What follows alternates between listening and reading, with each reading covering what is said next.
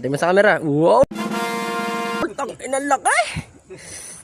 Yon, at buhay probinsya nga muna tayo. Samahan nyo akong mamili ng tilapia at tayo mamamana. Pipili lang tayo ng katamtaman at dadalhin sa ilog. Nung makabili na nga tayo ng tilapia ay agad na tayong pumunta kung nasaan nga sila. Maganda-ganda nga ang panahon ngayon, hindi sobrang init. Kaya taman-tamat kita ay magbabad muna din sa ilaw. Ay di ari nga ang ating isdang nabili at ibibigay na natin sa tiyaw. Ay siya nga ang mamamana at tayo manunod laang. Hinanda na nga ng tiyaw ang kanyang pamana at lumusong na din sa ilaw. Di yan nga ibang-abang kung may nahuli at ayawn, mukhang may huli.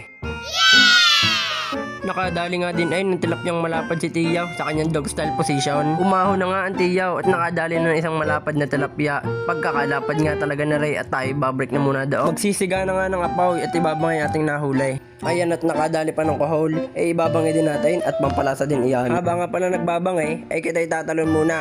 Tumalo na nga akaw at ang aking pinsan. Papakitaan ko muna kayo ng pang-Olympic na dive.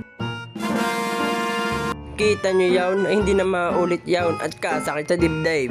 Dini nga ay naghagis ako ng 10 pisaw at kung sino nga makakita niyan ay mananalo ng 200.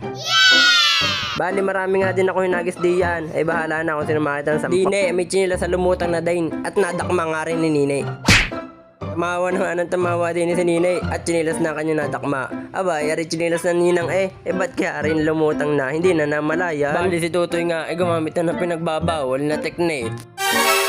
Nako, yari ko kay Tutoy, pagkakalinan niya sa ilalim. Kahit nga ang grunyo, ay kitang-kita niya sa ilalim. Ayan, at inaagawan na nga ni Ninay at napakadaya daw ni Tutoy. Aba, ay 200 ba naman ang papremyo? Pagka nga hindi mo ginawa ang lahat, ay sisid Tutoy sa ilalim hanggang makita sa 10 pisong plata.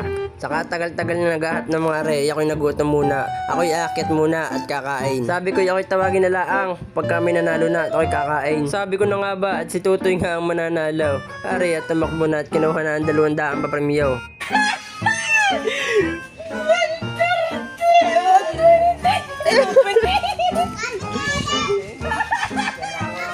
Sobrang saya nga ni Tutoy at siya ang nanalo ng 200 pesos. Bali 220 nga ang nakuha niya. Ihati nga daw sila ng kanyang ina. Pati ng premyo, pati kayo, magkano? 220! Ay di kita uuwi na at bukas ay may pasok na.